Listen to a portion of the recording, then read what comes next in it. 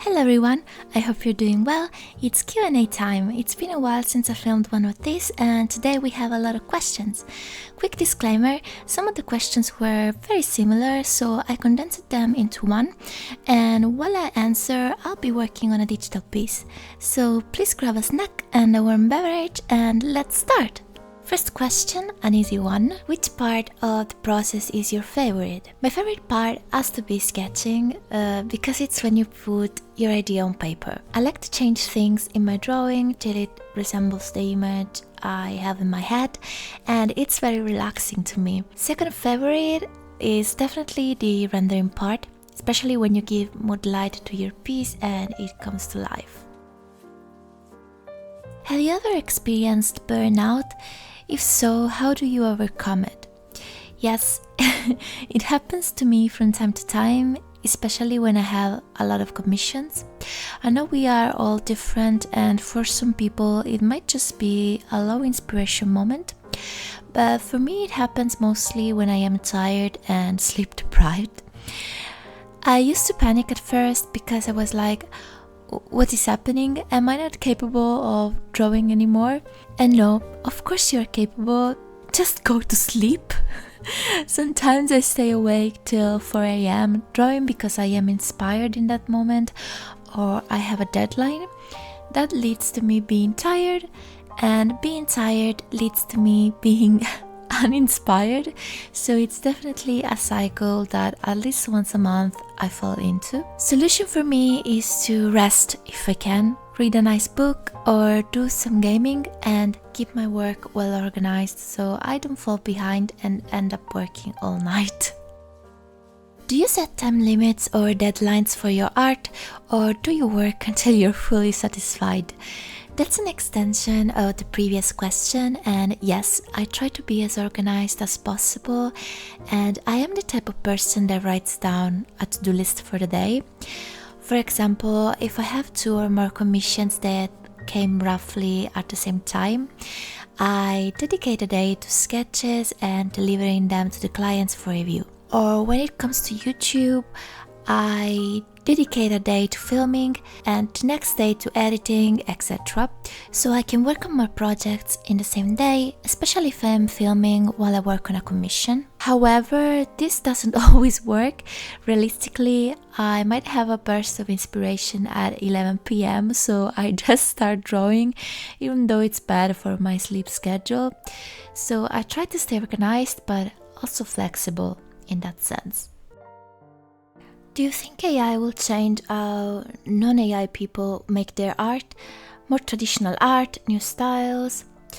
This question would deserve a dedicated video because it's a very complicated and important topic, so I'll try to be as concise as possible. Short answer, no. I don't think that from a creative standpoint artists will be affected by AI quote-unquote art. And I put the word art in quotes because I believe that the entire point of art is human experience and emotion, something that technology is lacking and something we always look for. To me, it's just generated images, let's say, a bunch of pixels stitched together. Personally, if I have to reference something, I look at other artists' work or photographs for inspiration because I am searching for emotions and mood, first of all. That's one of the reasons why I'm not afraid of it, because I'm confident that there will always be someone valuing real art. And if a person doesn't value real art, trust me, they were not going to commission us anyway, AI or not. And therefore, these people are simply not our target audience. However, I am personally exploring new techniques and ways to make art. For example, I am drawing a lot more traditionally lately and enjoying it a lot. In this era we are living, picking up your pencils is definitely a breath of fresh air. Now, I know I'm simplifying this answer a lot, but if we dive into this topic, the video would last 2 hours, so please let me know if you'd like to hear more of my opinion about it. I'll definitely make a dedicated video.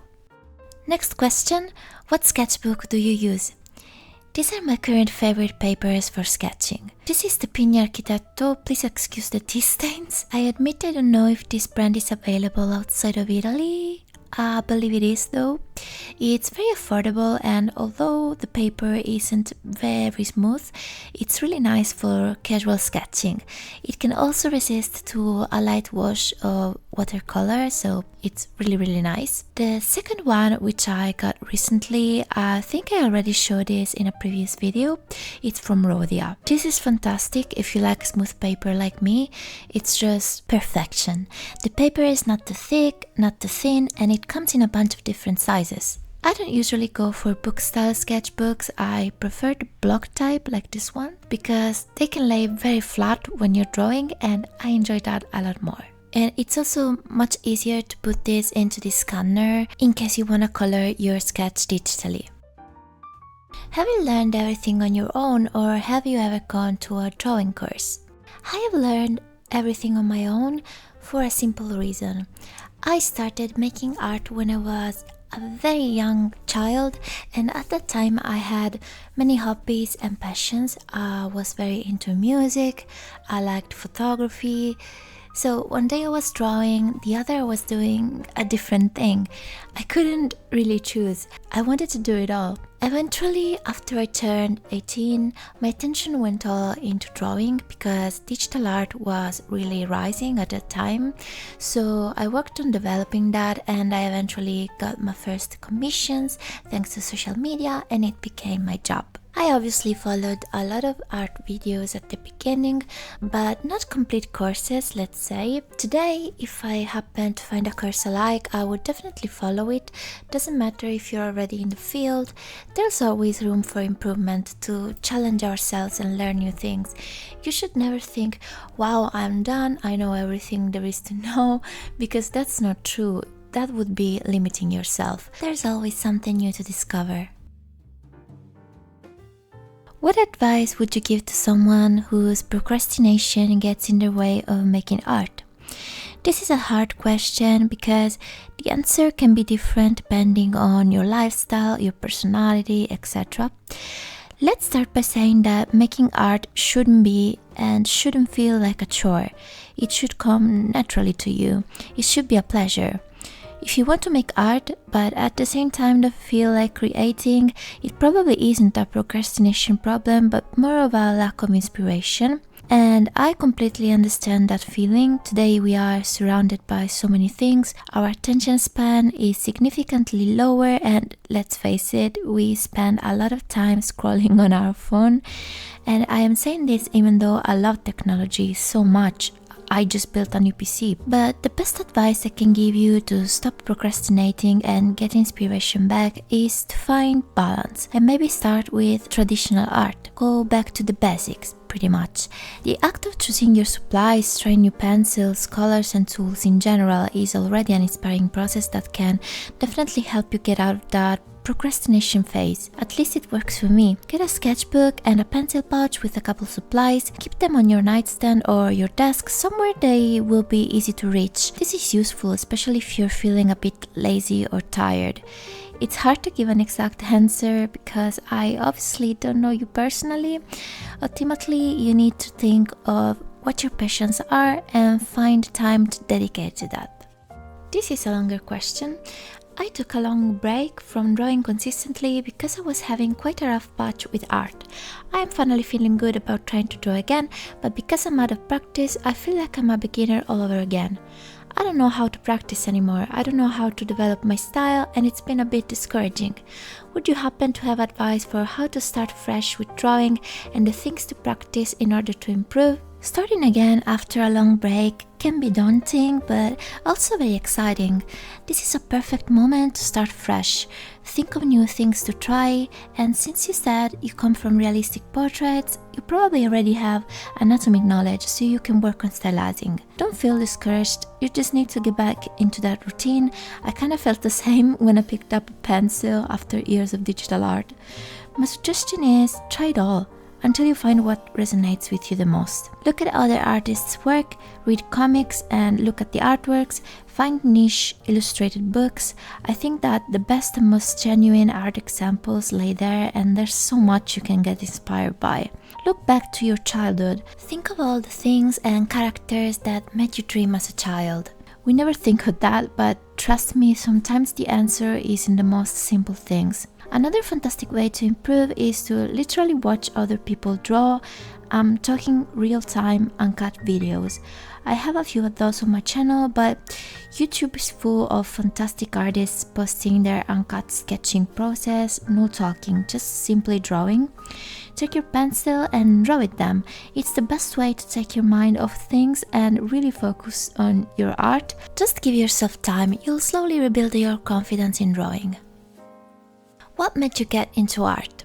As I said before, I started drawing as a child, and at that time my main inspiration were books. I have always been a bookworm, so I often drew the characters of my favorite books just as I imagined them in my head, because I felt like that made them come to life, even more if the books were already illustrated.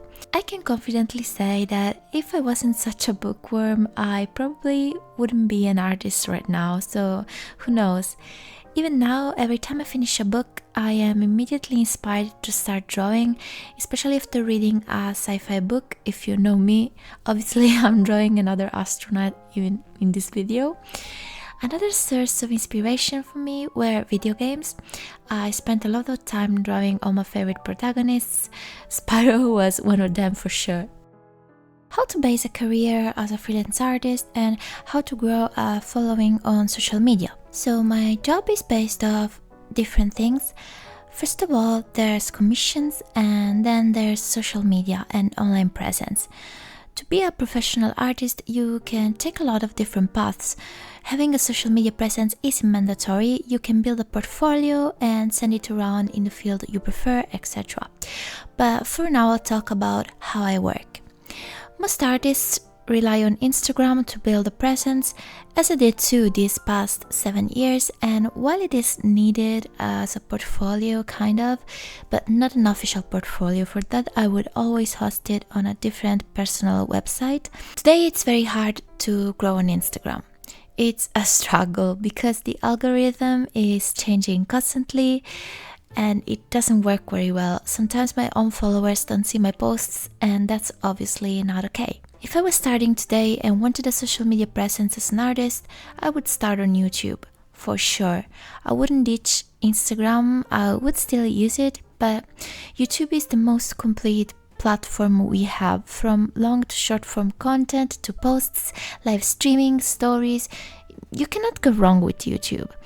I always ask myself why I didn't start earlier. Not to mention, it's one of the biggest search engines we have. Maybe you don't enjoy making videos, that's a possibility, but there's a lot of artists who just set up a camera and record themselves drawing, no fancy editing, and still get views, because here people can actually find you. Compared to Instagram, where luck and going viral have such a huge role, and on the long run that can lead to an awful burnout because you're constantly trying to please the algorithm, use the trending sound and forget it 2 seconds later. Is that how I really want to do things? I want people to relax and enjoy my videos and get inspired. I'd love to have an ultimate answer like, do this and you'll get followers, but unfortunately for Instagram in particular, even after years, there's no ultimate answer.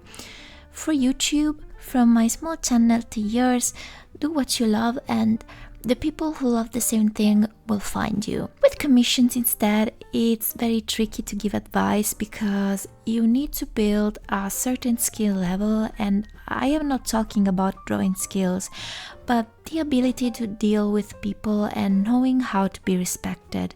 That's something you need to be prepared for. But yes, I won't dive too deep in this topic because it really needs a dedicated video because there's so much to say, and yeah, stay tuned for that. But ultimately, try to build a nice portfolio so you don't have to depend on social media. Use card, for example, it's very good for that and it's free, and when you're ready, just try to send it around. What canvas size and resolution do you usually use for printing posters and stickers separately? My canvas is always around 3000 pixels wide, 400 dpi. For printing, dpi is crucial, so I try to always keep my dpi around 300, 400. Obviously, you want to draw at a high resolution, so you can always resize later according to your needs, if you want to print stickers, for example. Did you first draw on paper and then digitally? If so, then I would like to see your old drawings. Yes, I think the majority of us started on paper, and actually for me it's making a comeback lately. And yes, I have a video planned where I'll show you my old art. Unfortunately, during a renovation we did years ago at my mom's house, don't know how, but I lost a lot of my childhood sketchbooks. I pray they are hidden somewhere. I need to ask my mom to look for them, but I believe my dad saved a huge folder of drawings I made as a child. So yes, I'll try my best to find them so I can react to my incredible masterpieces. There were a lot of questions about my art style, where I find inspiration, how I improved my style, etc.